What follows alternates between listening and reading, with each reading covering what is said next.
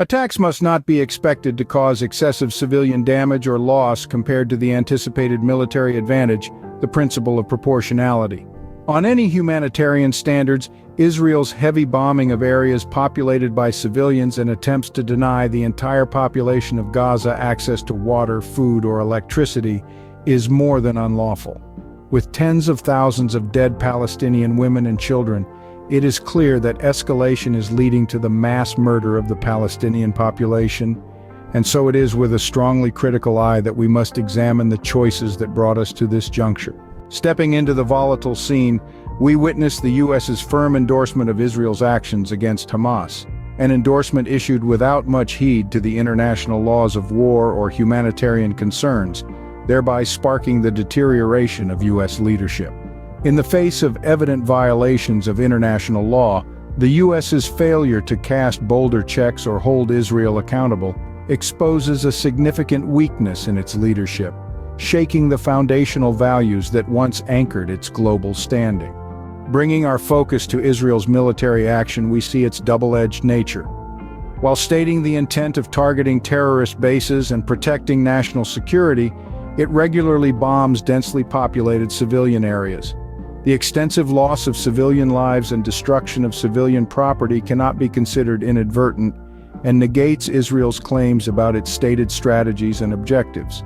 The intentional tipping of the scales towards aggression and reactionary violence tarnishes its justifications of these actions as strategic and responsible, further underlining the negation of ethical military action.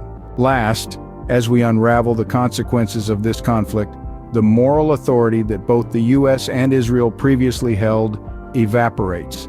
As both nations continue to throw their weight behind aggressive political and military strategies, they fail to uphold the moral rectitude that originally defined their engagement with international relations.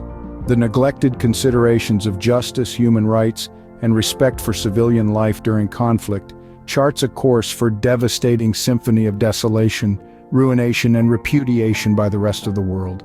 As this narrative unfurls, we are faced with the grim reality of a refugee camp bombed on Christmas Eve. In an act that egregiously breaches all norms of humanitarian law, the world watches helplessly as hundreds of innocent lives are extinguished under the crush of violent force. It is in the sickening aftermath of this act that the principle of feedback comes into harsh relief. By backing such a brutal and indiscriminate act, the U.S.'s leadership fails to meet the necessary standards of responsibility and restraint. Women, men, and children seeking refuge from violence become victims of the very violence from which they were fleeing. The stark contrast between the claim of eliminating terrorism and the reality of mass civilian casualties sheds a disconcerting light on the dark chasm between words and actions. Here, instead of protecting innocent lives, ineffective leadership fuels the cycle of violence.